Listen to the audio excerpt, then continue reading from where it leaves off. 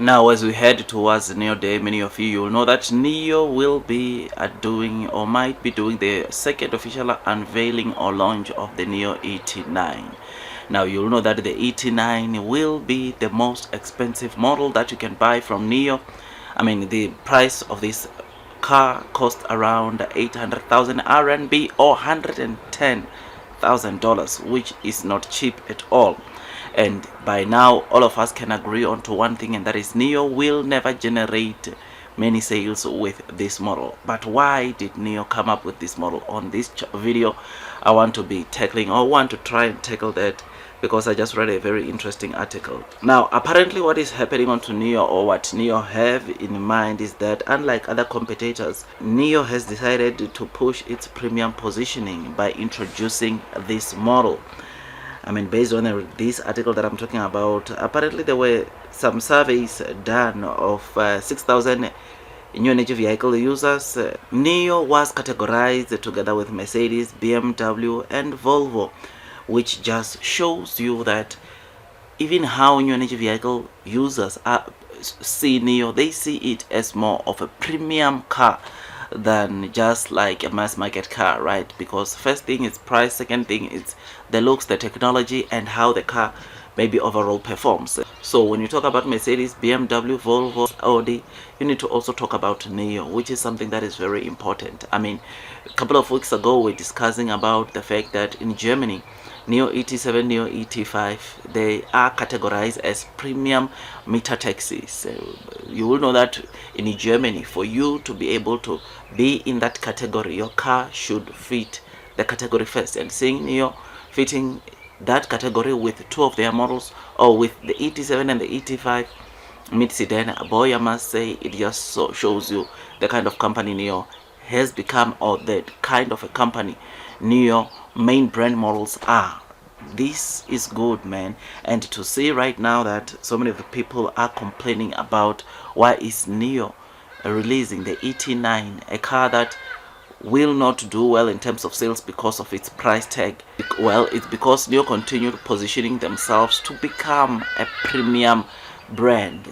Yes, sub brand like ONVO, Firefly, those one will be for the mass market. In fact, ONVO is for the middle income earners, and Firefly is expected to be from lower to middle income earners, which those are the ones that will be tackling the mass market. But as for Nio is not going to lower their standards to try to make sales, because they've said it before.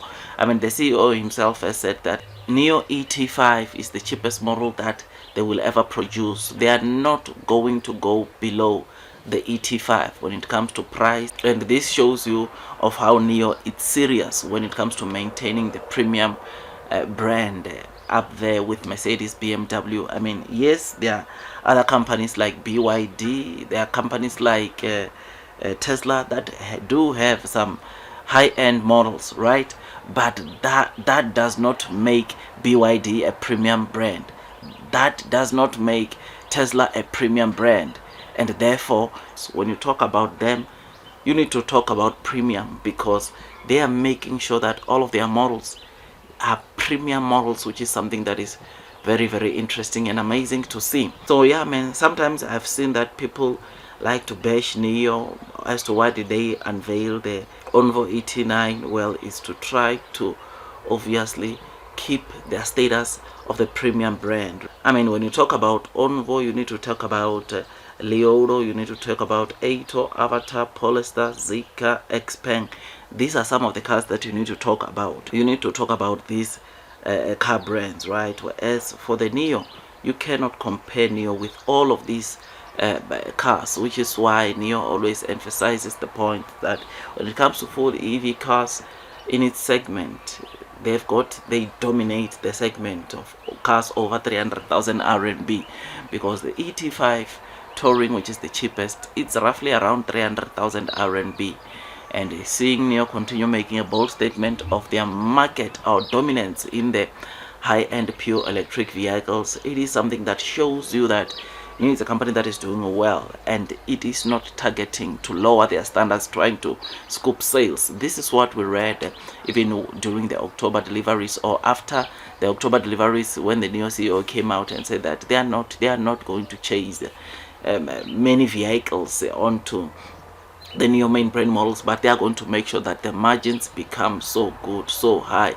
It is for this reason that this Nio CEO also indicated that they generated 100 million yen more than, of course, the previous month, where they sold over 20,000 from the Nio models only, which is something that shows you that Nio main brand cars, though they don't sell big volumes, they'll be able to shape and grow the margins for Nio, which is of course pretty interesting. And I mean, you know that the very same CEO of Nio indicated that they will target volumes with Firefly and ONVO. These sub brands are the ones that they are going to push a lot of sales, they are going to push a lot of deliveries. But with Nio, they will slowly but surely be going up with the demand, but the growth might not be compared to what you see on ONVO and Firefly, because they don't want to compromise margins that much with Nio or with the Nio main brand cars. So yeah, man, ET9 is here, and ET9 is one of the models that will give us some pretty good solid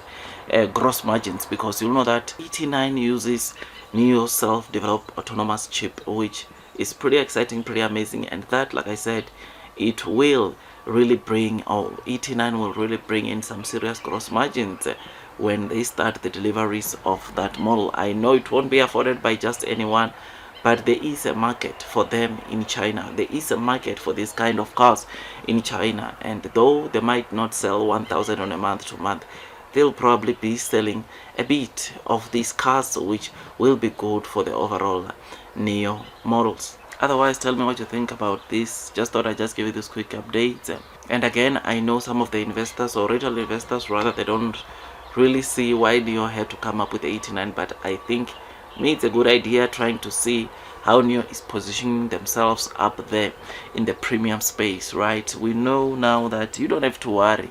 Right now, deliveries might not be meeting your expectations, but with Firefly, with ONVO, next year around this same time, you will also not be worried about deliveries, because those two sub brands will be bringing some pretty good decent deliveries onto Nio, which as a result will get more deliveries and also better gross margins, which is something that is incredible, amazing, and we look forward to that. Otherwise, do your own DD. Don't forget to hit the likes button, comment, subscribe, because every day, all day, I give you Nio videos on this channel. So if you're a Nio fan, Nio follower, or you want to know about Nio, do make sure that you subscribe and you click the notification bell. Give a thumbs up a video if you enjoyed. That's all from me, and God bless you all.